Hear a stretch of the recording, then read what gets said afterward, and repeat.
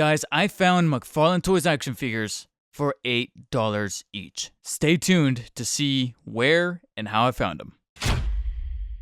Hey guys, Dark Spider David here, but I guess you could say I've been watching quite an awful lot of one of my inspiring creators on YouTube, Metal Jesus Rocks, and got inspired myself to create a form of a travel video. And I feel like there's no better way to celebrate my 100th upload, or at least my 100th video that is actually public on the channel, not including shorts, than to showcase a recent visit me and my girlfriend made to this place called Frank & Son's Collectible Show, located in the City of Industry, Southern California. It's pretty much a giant warehouse that's kind of like its own little mini E3 / Comic-Con for all things related to collectors, whether it be comic related, movie related, video games, even sports, even some car stuff here and there, except it's a little bit more on the minimal side. And now it's pretty much known all throughout the world. Post Malone recently mentioned that he came here for his God of War statue, and a lot of people know about it. And so I actually decided to take an interest in the venue a few months back. Actually, I think it was last year, when one of my closest friends, Greg, aka Surface Assassin over on Twitch, told me about this really thick Charizard poster. Actually, I kind of want it. But he told me that he saw it at Frank & Son's Collectible Show, along with this really large Ahsoka statue, and it caught my interest. So me and my girlfriend last year decided to go just to kind of look around. But in that first visit, I didn't record. I was just kind of taking in the sights, kind of just living in the moment, seeing what they had available, and instantly regretted not doing so. So upon my second visit recently, I decided to take my camera and record, and it was the perfect time as well, because also during this weekend, which was at the tail end of July, they were having the SoCal Gaming Expo, and so this was a perfect opportunity to kind of kill two birds with one stone, so to speak, capture a little bit of the ground floor as well as this special expo that was taking up a little bit of the showroom floor, and be able to bring some of you guys some really cool visuals and stuff that I was able to see at the show. So the first day, which was that Saturday, it was me and the girlfriend that went into the gaming expo located at Frank & Son. Started off pretty normal. Obviously, as you enter, you kind of have to go down the aisles through different vendors and displays and things like that were kind of taking up a little bit of the space. And it was here where I learned that the gaming expo that was occupying the venue was actually not occupying it that much to begin with. I was actually expecting it to be from wall to wall, but it ended up just taking kind of like a back corner of the entire venue and not the overall thing. So some of the traditional vendors you would expect at Frank & Son's were still there, and the SoCal Gaming Expo was located towards the back, so I had to follow a few of the signs. So it was relatively small, but kind of an effective trade show where vendors were able to sell and even trade or swap for other games and paraphernalia that have to do with gaming and gaming culture. So not only can you just kind of haggle and negotiate prices, but if you have your own games as well, you can maybe go to different vendors and swap them out for different games. And they just had a general plethora of almost everything, of course, from the archetypal NES and SNES classic stuff to some of the more modern stuff you can even find on PS5, PS4, Xbox One, Xbox Series X, and everything else in between that you may or may not have grown up with. And there's just too much to mention here. There's a couple of highlights here and there, but overall you're gonna have to really work your way through the different tubs and shelves and displays that they have of all these plethora and catalog of games that they really had. There were a couple of things here and there that I was tempted by. I think occasionally I found an Enter the Matrix GameCube disc in case with the reflective cover that I really liked for about 15 bucks, and I was tempted, but I thought to myself, I'm just gonna buy it for the sake of collecting it. I'm not really gonna play it in the original hardware because I already have it packed away, so I don't really see the point in doing that right now with the current space I have here at home. And then a couple of other holy grails that you will traditionally find in vendors such as this. Of course, you're going to find the gold Zelda cartridges for both the original NES version as well as the Ocarina of Time cartridge. Here, some of them are going to be loose, just kind of singled out there in hand. And then there was one iteration where I did find it in its original box in pretty much mint condition, going for a whopping $125. Strangely enough though, is it just me or did I find like a shit ton of vendors selling almost the exact same collector's edition or limited edition disc for the GameCube that had both Ocarina Ocarina of Time and then the Master Quest edition. I don't know what it was about this particular unit, but so many vendors were carrying this guy that it was almost kind of tempting me. But everything paled in comparison to what I would consider my personal holy grail because of the fact that I missed it, and that was the Twilight Princess GameCube edition in cartridge. But I think $150 is pushing it just a little too much at the current time right now with my finances, so I had to pass. Of course, you're also going to have shelves filled with an awful lot of limited edition consoles and handhelds. Some of my favorites that I did see on the ground floor were the limited edition Pikachu N64 with the very large and somewhat garish Pikachu kind of embossed thing going on right there on top of the console. I actually found a good assortment of those neon colored translucent green N64 consoles. I saw the Star Wars Episode 1 Racer edition, as well as a gold plated version and a neon version in box. I couldn't really see the console in hand, but I did see the box and it looked rather clean. Some other limited edition consoles I saw were some of the ones that, it's funny, I was around to see in major retailers, and now it's becoming a commodity to find amongst vendors, such as the Darth Vader PlayStation 4 Pro.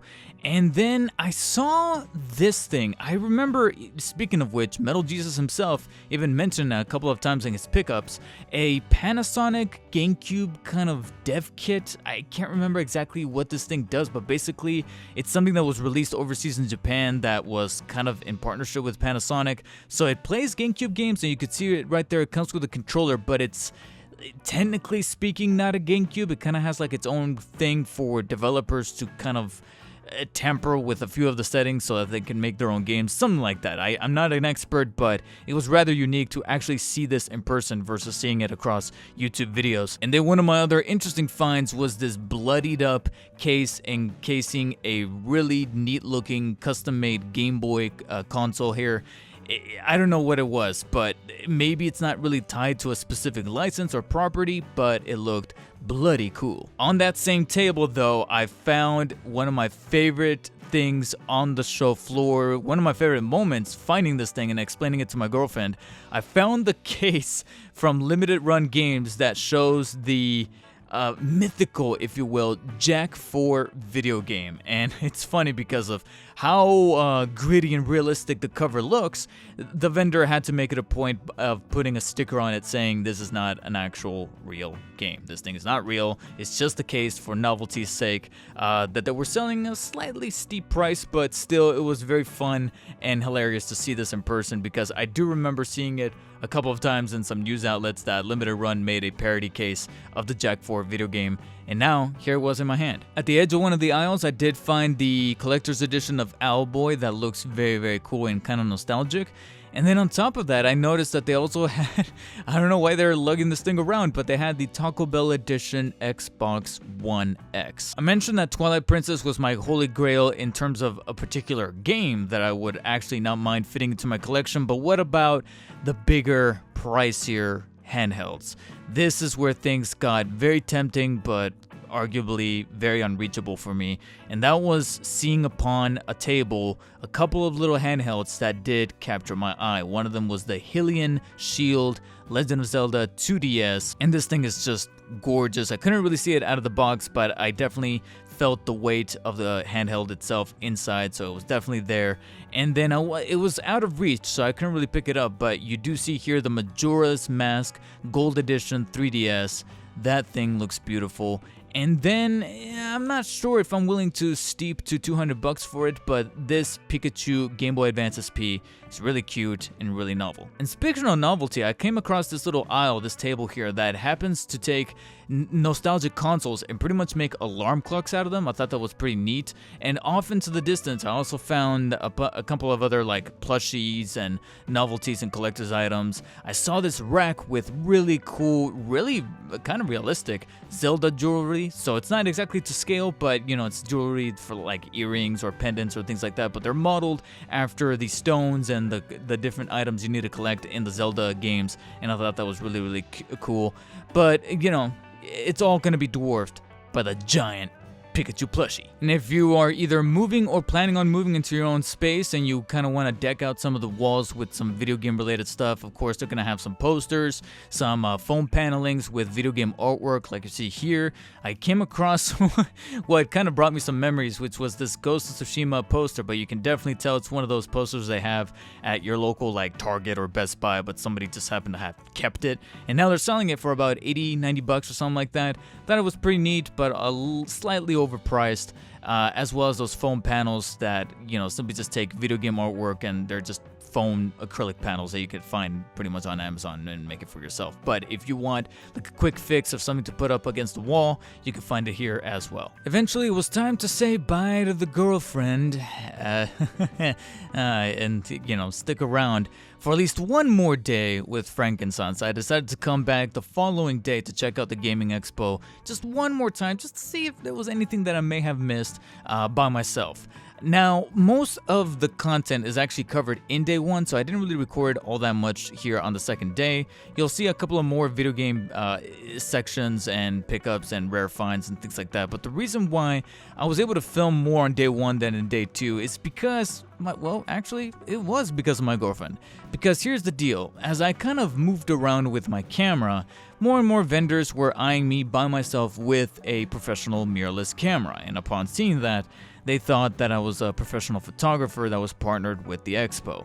Once I clarified that I wasn't, let's just say that that warm reception was quick to dissipate, and as such, I decided to just kind of go back to using my phone here to take some pictures and video. And like I said, most of the stuff that you saw here in B-roll footage was covered on day one, so I decided to go ahead and move on from the Gaming Expo and cover the rest of the show floor. This is pretty much going to be the majority of what Frankincense is made up of. Vendors that are constantly selling Marvel Legends, either loose or in box, McFarlane Toys, collectibles, sideshow stuff, statues, you name it, it could pretty much all be found here. There might be a couple of rare imports that you will have to resort to finding on either eBay, Mercari, or their official websites online and import them by currency conversion, etc., Amazon even.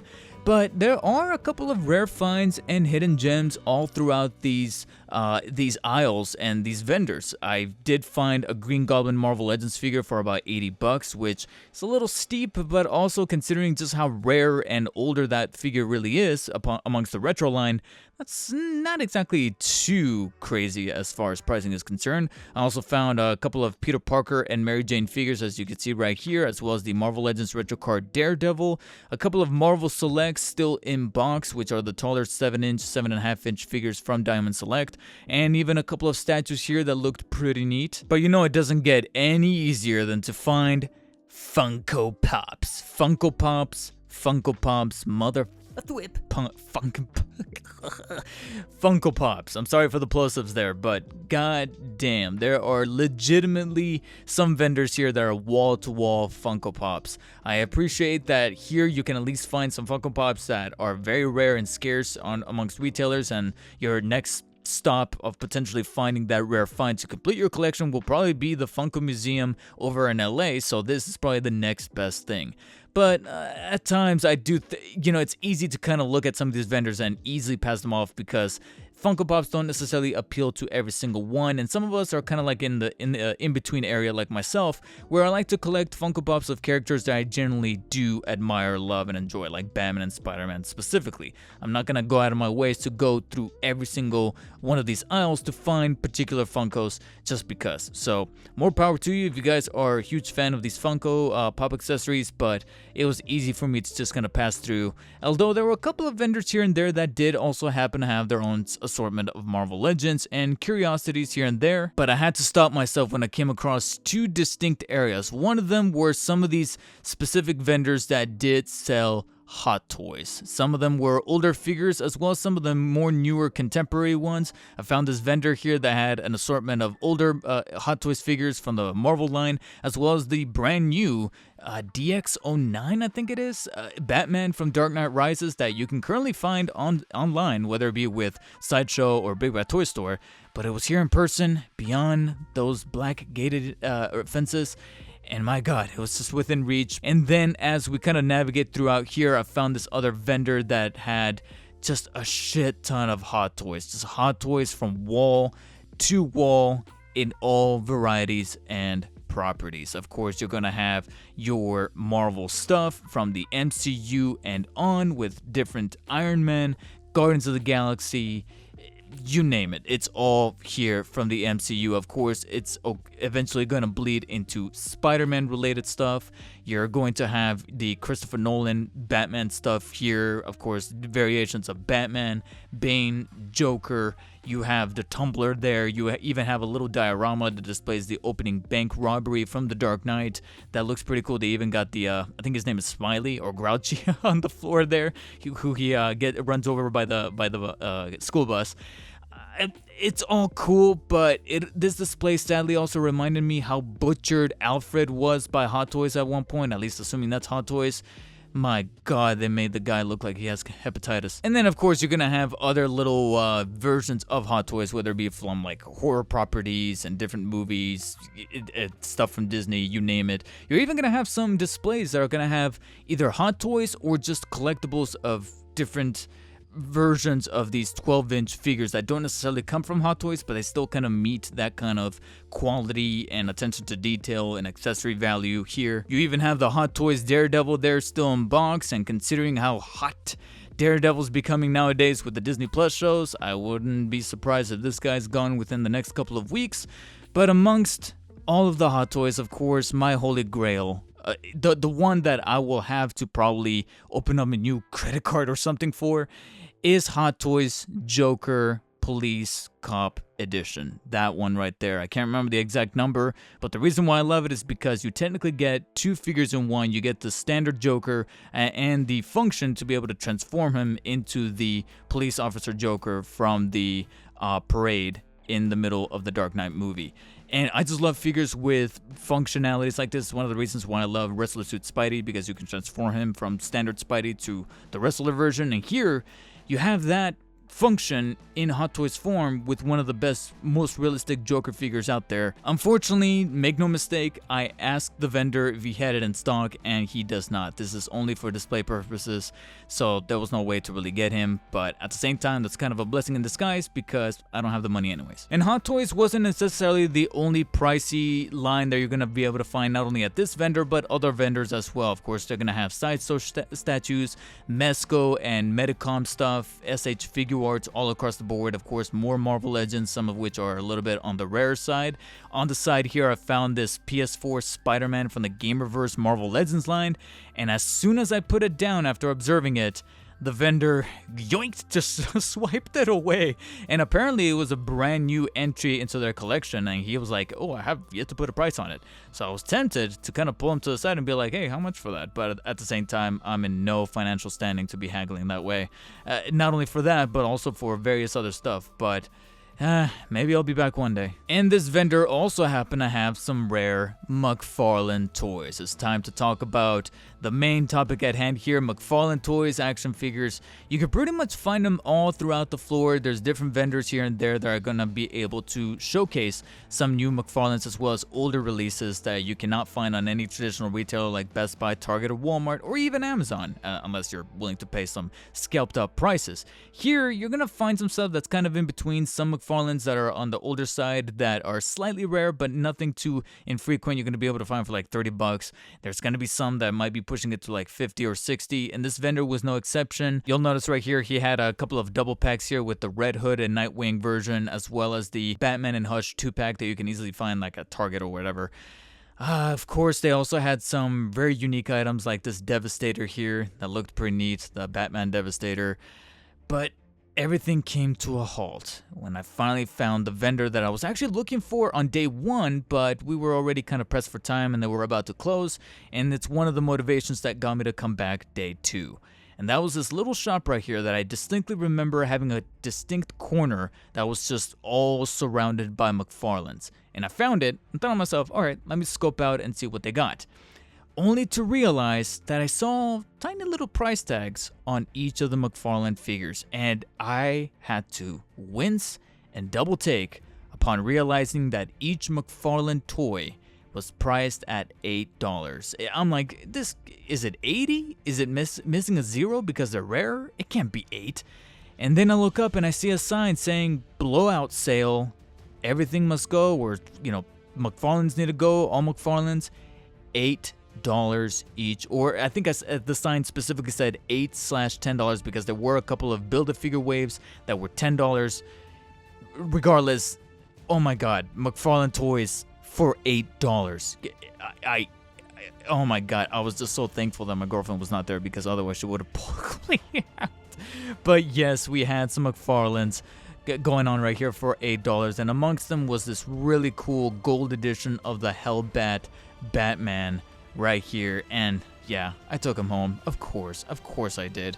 And then you had a couple of peg warmers and traditional finds here, such as the majority of the death metal wave with Superman, Batman that make up the death metal with the, that make up the Dark Father and the Wonder Woman.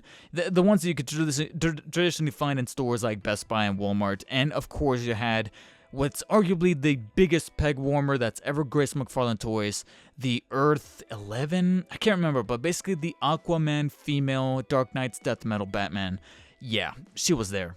Like a huge stack of her were there. But hey, for $8, I was tempted. The only reason why I didn't get her along with a couple of others is because of finances. I thought to myself, okay, just pick one, and then maybe in the future I'll come back to see if they still have this blowout sale. But considering how long it's already been, I doubt that they still have the sale going on, or if they do, most of the good stuff is probably gone by now. So we'll see, but I highly recommend that if you're in the Southern California area and you're in the hunt for McFarlane Toys, you can find them here. And as I walked through the aisles with my newly found Hellbat Gold Edition, I found this little display here of Jada Toys, and I recently took up an interest in the Jada Toys vehicles because of the Batmobiles that they do make. Most recently, I managed to acquire through Amazon because of how much of a cheaper price tag I've managed to find them at, the Batman Forever and Dark Knight Tumbler vehicles. So right now, my current holy grail that I'm looking out for to kind of appease my collection a bit more is the Arkham Knight Batmobile. So I'm on the hunt for it right now, but I'm just trying to find it at a much cooler price as opposed to the 30 or 40 bucks it's going for online. Fortunately, I couldn't find it here, but some interesting finds nevertheless if you are in the market for Jada Toys vehicles, whether it be for Batmobiles or others from different properties. And it was almost time to call it quits for day 2, so as I'm starting to work my way towards the exit, I came across some of these aisles that had an awful lot of like nice little collectible stuff. So if you're in the market for like stickers, these little Loungefly backpacks, you have a couple of vendors here that are selling those as well, some unique finds as well as some other stuff that you will probably find anywhere else, but if you're in the area, they're also gonna have that here. And even a couple of other displays that did happen to have their own set of video game cool materials, such as unique consoles, of course, video games amongst video games stacked on top of each other, some rare finds for NES and GameCube. I saw one vendor that did happen to have Metroid Prime 2 Echoes on GameCube, so that was pretty cool, as well as a different display that had a very sexy red and black PSP. I know you can technically still find it online, whether it be through eBay or Mercari, but the fact that it was here and functionable, at least per the price tag, it was just, calling to me. You're also gonna have a couple of sections here with cool little doodads, such as these NES cartridge coasters that I thought were pretty cute, as well as little racks for literally like miscellaneous figures, like figures from different properties and things that they just kind of found loose and threw them in the case, as well as like cups and designer pillows and things like that. Just a bunch of stuff that, knickknacks. If you want something from a particular property to just kind of adorn your home and things like that, even some cosplay accessories that you're in the market for. If you're building your own cosplay or your own costume, you could also find that here, as well as, of course, comics. What is a collectible trade show without comic book vendors? Of course, you're going to have different sections here that sell a plethora of different issues, something that you're probably finding or looking out for your collection, as well as a couple of interesting stuff that even tempted me, such as this black and white Batman print. And I had to appreciate the strategic placement of the Ms. Marvel and Mighty Thor comics here. I mean, good one on you guys. But that about does it, guys, for the Frank & Sons collectible trade show visit that I happened to stumble upon this weekend with footage and content. I hope you guys enjoyed taking a look at this quick visit. If you guys are ever in the SoCal area, specifically City of Industry, I definitely recommend checking it out and going in with a full bag of a wallet. because there's probably going to be something there for each and every one of you, regardless of what you collect, what you're into. There's bound to be something. You know, I was tempted by those posters, those panels, the specific games, even some of the stuff that I didn't think I would want, and just find myself just encroached by a bunch of stuff that I ultimately love, whether it be hidden gems, sought after items, etc. I really love this place, and I'm hoping to go back soon. I appreciate you guys for sticking all the way to the very end of my 100th video. I appreciate each and every single one of you guys for tuning in, watching the videos, hitting thumbs up, subscribing. It's been a wild ride, and I'm thankful for taking this occasion to celebrate this milestone. Here's to hoping for another 100 more, and for the majority of you to stick around for them. In the meantime though, you guys know what to do. Hit the thumbs up button if you liked the video, hit the thumbs down if you didn't, subscribe for more Batman and Spidey content coming up very soon, and as always guys, stay humble. I'll see you on the next one.